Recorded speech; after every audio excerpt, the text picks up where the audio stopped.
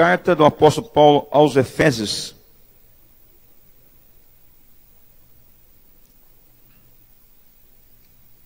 Capítulo de número 4.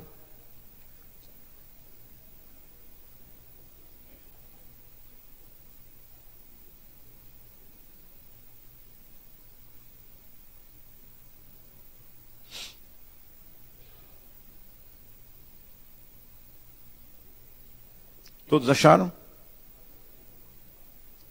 Amém? Quem não achou, diga escola dominical.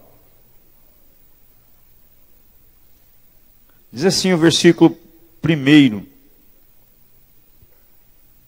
Rogo-vos, pois, eu, o preso do Senhor, que andeis como é digno da vocação com que fostes chamados.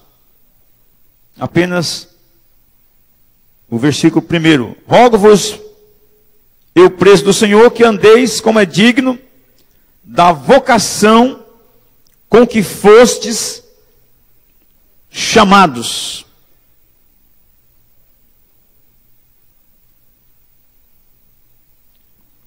Palavra vocação. Vocação. A vocação é o ato do chamamento. É o chamado. É a convocação que o Senhor fez a todos nós. No dicionário Aurélio, a palavra vocação se define desta forma: é o ato de chamar, de escolher, ou seja, chamamento, predestinação, tendência, predisposição, pendor, talento e aptidão. A definição no Aurélio, a palavra vocação. Embora muitos pensem que vocação seja o mesmo que talento ou dom, ainda que nas Escrituras pareça haver uma certa similitude entre essas palavras. Quando Paulo visita Timóteo, na sua segunda carta de Timóteo, capítulo 1, ele visita Timóteo e fala assim: Timóteo, desperta o dom que há em ti, por imposição de mãos que lhe for imposta. Desperta o dom que há em ti. Você tem um dom que deve ser despertado. Deus quer despertar o dom que há em ti, para que você possa, aleluia, trabalhar, fazer alguma coisa na obra do Senhor.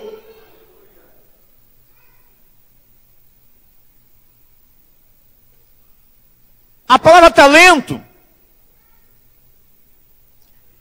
é aptidão ou capacidade que existe na própria natureza do indivíduo.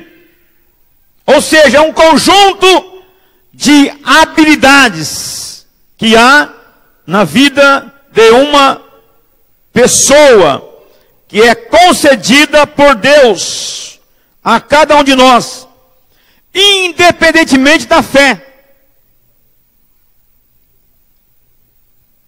É que nem um cantor, né? Um músico, né? Ele já nasce com aquele pendor, né? Habilidades naturais do ser humano. Ele já nasce com uma habilidade. Ele já é hábil em certas coisas que já é da sua própria natureza. O dom. Mas pastor, existe vocação, talento, dom. Como é que se explica isso? O dom é a suprema dádiva de Deus. Porque o dom vem de Deus. Ou seja, dádiva salvadora do nosso Senhor e Salvador Jesus Cristo, né? E a concessão de capacidades especiais, ou seja, o carisma, é para se desenvolver no serviço da obra do Senhor. Efésios 2:8, porque pela graça sois salvos, por meio da fé. Isso não vem de vós. É o quê? É dom de Deus. 1 Pedro 4:10, cada um administra aos outros o dom como o recebeu, como os bons dispenseiros da multiforme graça de Deus, o nosso Senhor. Paulo ainda fala na primeira carta de Paulo aos Coríntios, capítulo 12, ele fala que há diversidade de dons, né? Há diversidade de dons, mas o Espírito é o mesmo, o Espírito é o mesmo.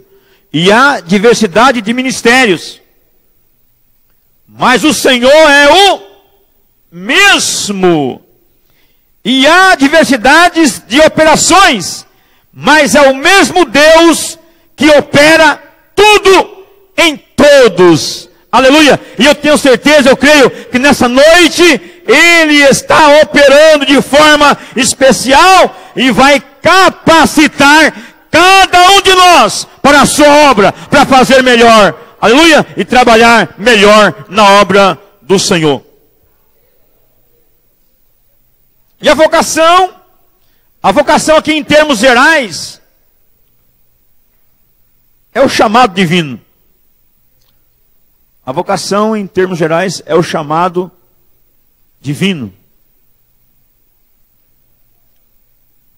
É Deus que chama, viu?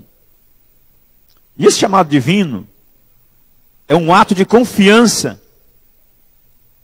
da parte de Deus para o vocacionado, né? Deus, Ele resolveu confiar. Às vezes alguém decepciona, né? Quando há uma confiança. Deus resolveu confiar em nós. Deus resolveu confiar em você. É um ato de confiança de Deus, né? Ele te chamou. E quando Ele chama, é Ele que dá capacidade. É Deus é quem capacita. Ah, eu não sei falar, eu não sei pregar, mas a capacidade vem de Deus. E Ele vai te capacitar. E você vai fazer a obra de Deus com habilidade, com vocação e com disposição. Aleluia! No trabalho do reino do Senhor. Ele confiou em nós a palavra da reconciliação. Ele confiou em nós esta palavra. Nós temos essa confiança de Deus na palavra reconciliação. Quando Saulo ainda respirava ameaças, com aquela carta do sumo sacerdote para perseguir os crentes, podia ser homem ou mulher. Quando Saulo está aproximando de Damasco, a Bíblia diz que um resplendor cercou Saulo.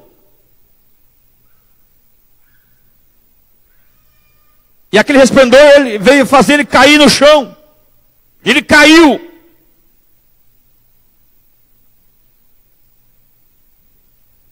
E ali ele foi, alguém teve que pegar ele, ainda houve um questionamento, né? Deus disse: Saulo, Saulo, por que tu me persegues? Quem és tu, Senhor? Eu sou Jesus, rapaz. Você está me perseguindo. Você não está perseguindo esse povo, você está me perseguindo.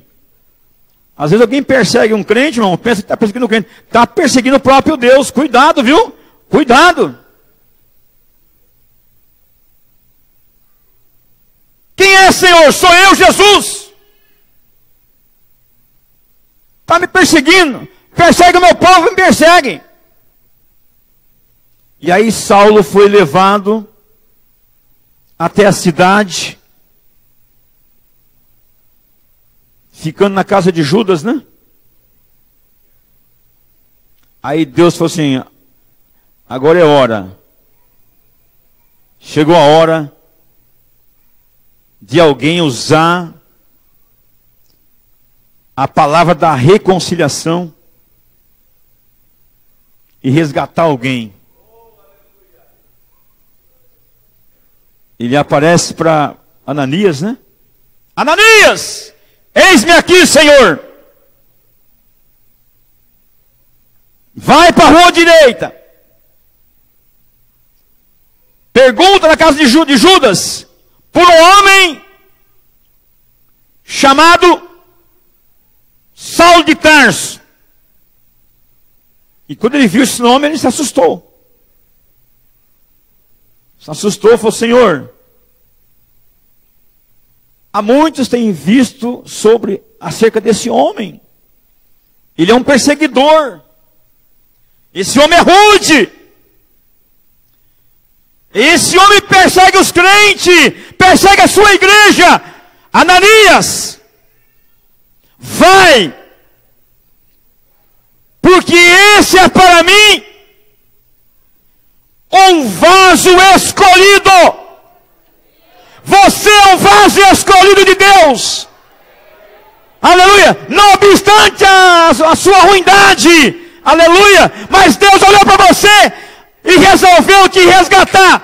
E resolveu fazer você um vaso escolhido. Vai. Aleluia. Porque esse para mim, um vaso escolhido. Você é um vaso escolhido de Deus. Quantos podem levantar a mão e glorificar o Senhor nessa noite? Porque nós somos um vaso escolhido. Mas pastor, eu era ruim. Eu era ruim. Você era ruim. Eu era malvado. Será que você aí vai dar um obreiro? Que o cabra é ruim, hein? Mas o Senhor falou assim: ó, pode ir. Porque esse é para mim um vaso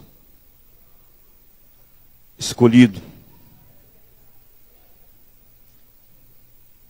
Palavra da reconciliação. Deus confiou em nós a palavra da reconciliação. Nós temos o poder para reconciliar. Sabia? Para reconciliar. Em Provérbios 16:4, o Senhor fez todas as coisas para o seu próprio fim.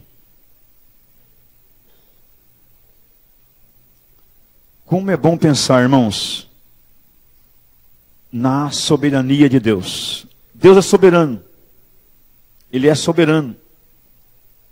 Quando Deus criou o mundo, Ele fez cada uma das suas coisas com um fim específico. Ele fez o sol para governar o dia. Ele fez a lua e as estrelas para presidirem a noite. Ele fez os peixes para povoar os mares e os rios. Ele fez as aves para encantar o espaço com cantos. Ele fez as árvores, os animais, para dar cor e forma e beleza a essa terra. Deus, na sua infinita graça e misericórdia, criou todas as coisas. Desde lá do Jardim do Éden, criou tudo. Fez tudo certinho. Fez a matéria-prima, fez tudo certinho. Depois ele fez o homem, a sua imagem e a sua semelhança. Ou seja, você tem que parecer um pouquinho com Deus, não? Porque ele te fez a imagem e semelhança. Nós temos que parecer um pouquinho com o Pai.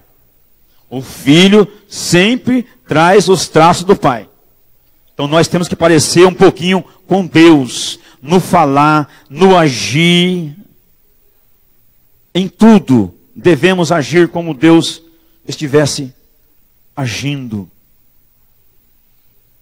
Agora o homem pode desenvolver, irmãos, com progresso a sua vocação.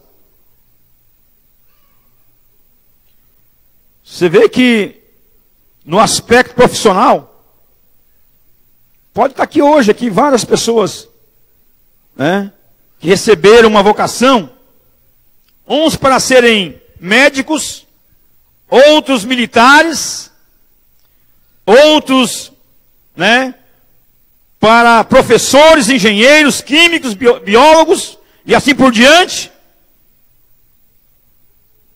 Mas Deus fez cada coisa no seu devido lugar.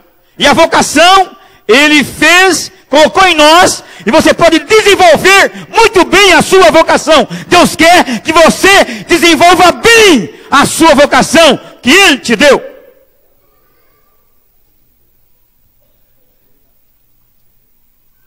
Lá fora tem essa profissão, mas aqui dentro tem a vocação, né? Os redimidos foram vocacionados. Os crentes foram vocacionados. Você não é engenheiro aqui dentro, você não é médico aqui dentro, mas você tem aqui uma vocação especial, né? Que você pode fazer uma grande obra no serviço do reino de Deus, Deus usando você como ferramenta, como instrumento nas suas mãos. Deus quer te usar como ferramenta, como instrumento nas suas mãos. Quanto que quer ser ferramenta e instrumento nas mãos de Deus? Louvado seja o nome do Senhor.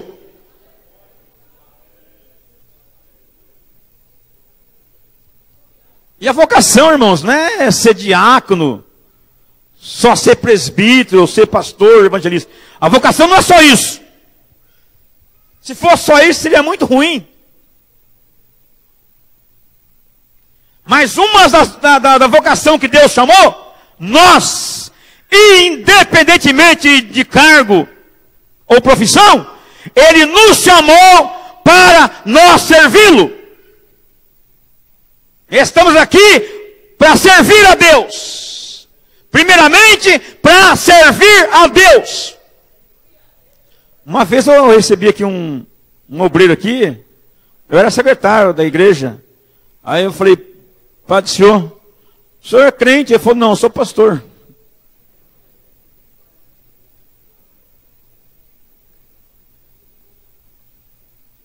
Ele não era crente, mas ele era pastor. Eu falei, mas antes de ser pastor, você não é crente? Ah, sim, aí ele queria colocar o título na frente, entendeu? Quantas vezes, irmãos, eu com o pastor Alfredo Reguidal em memória, eu dizia, pastor Alfredo, ele dizia, irmão Leante, me chama de irmão, que é o título mais próprio. Irmão. Ora, o presidente, né, me arguindo, pedindo que chamasse ele de irmão, né, que é um título mais próprio.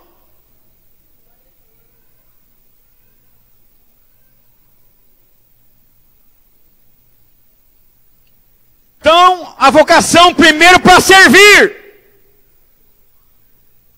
Segundo, para anunciar. 1 Pedro 2,9. Vós sois geração eleita, sacerdócio real, nação santa, povo adquirido, para que anuncieis as virtudes daquele que vos chamou das trevas para a sua maravilhosa luz. Você foi chamado das trevas para a luz. E para anunciar, primeiro servir, depois anunciar. E terceiro é facinho. A terceira vocação te chamou também para você fazer o bem.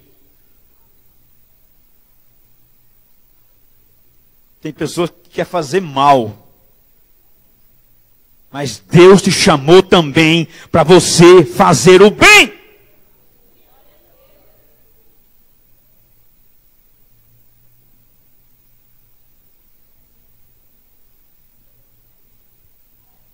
Qual dessas três, ou qual o tipo de missão que você foi chamado ou foi confiado? Eu só dei três aqui só. Qual a sua vocação? Eu não consigo anunciar a palavra. Então faz o bem. Fazendo o bem, você já está fazendo uma grande coisa. Os pensamentos de Deus, irmãos, são de bem para nós, viu? Não são de mal.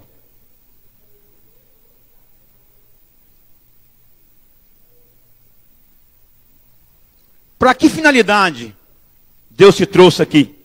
Ou te trouxe a esse mundo? Ou te trouxe à existência? Está na hora de você descobrir qual é a sua vocação.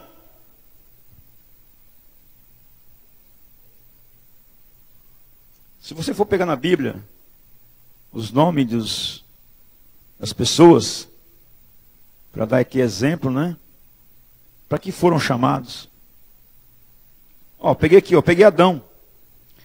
Adão foi vocacionado para ser o primeiro representante da raça humana. Noé foi vocacionado para preparar a arca. Abraão foi vocacionado para ser o progenitor da nação, ou de uma nação. Isaac foi vocacionado para ser o filho da promessa. Jacó, o vida torta, foi chamado, vocacionado para continuar a promessa. Mas Deus chamou Jacó? Chamou. Se ele chamou Jacó, por que não podia me chamar? Por que não podia te chamar? Se você se parecesse um pouquinho com Abraão, né? Era muito bom. Com Isaac, muito bom. Mas eu não pareço nem com Isaac, nem com Abraão, nem com Isaac. Então se parece um pouquinho com Jacó. Eu fiquei pensando, irmãos, se Deus pôde receber Jacó, é porque Deus poderia transformar a vida daquele Jacó, viu? Se Deus me recebeu, se Deus te recebeu, fica tranquilo, Ele tem poder para transformar a sua vida, aleluia, e tornar o Jacó em Israel de Deus, aleluia, louvado seja o nome do Senhor. Outro exemplo, José recebeu a vocação para acolher, né, no Egito, a nação de Israel, que estava em sua formação. Moisés, escolhido e vocacionado para tirar Israel do Egito. Josué, o seu sucessor, vocacionado para introduzir o povo de Deus na terra prometida. Aleluia. Juízes receberam vocação específica em momento específico para livrar o povo de Israel. Samuel, vocacionado dentre várias pessoas para ser profeta e sacerdote de Deus. Davi para ser rei de Israel. Tem muito aqui, irmãos. Os profetas foram vocacionados para alertar as pessoas do pecado. Né? E Jesus deixou o seu trono de glória para cumprir a sua soberana vocação. Salvar a humanidade. Salvar a humanidade. Vou parar por aqui. Que Deus abençoe os irmãos.